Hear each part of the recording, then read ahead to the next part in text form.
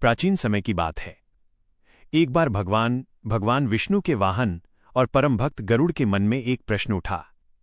उन्होंने भगवान विष्णु से पूछा, हे प्रभु, मनुष्य के जीवन का रहस्य क्या है? मृत्यु के बाद क्या होता है? अच्छे और बुरे कर्मों का फल कैसे मिलता है? भगवान विष्णु मुस्कुराए और बोले, हे गरुड़, मैं तुम्हें वह ज्ञान देता हूं जो मनुष्य को जीवन का सही मार्ग दिखाता है। तब भगवान विष्णु ने बताया कि मनुष्य का जीवन उसके कर्मों से बनता है।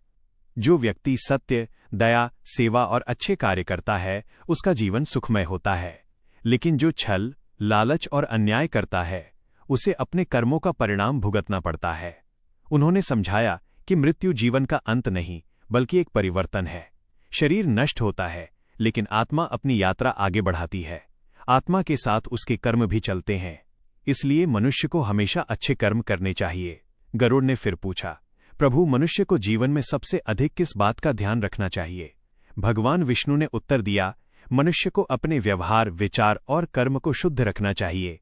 धन, पद और शक्ति हमेशा नहीं रहते, लेकिन अच्छे कर्म और सदाचार हमेशा साथ रहते हैं। उन्होंने यह भी बताया कि मनुष्य को माता पिता का सम्मान करना चाहिए, जरूरतमंदों की सहायता करनी चाहिए और अहंकार से दूर रहना चाहिए। जीवन का सच्चा सुख केवल भौतिक चीजों में नहीं, बल्कि अच्छे आचरण और संतोष में मिलता है।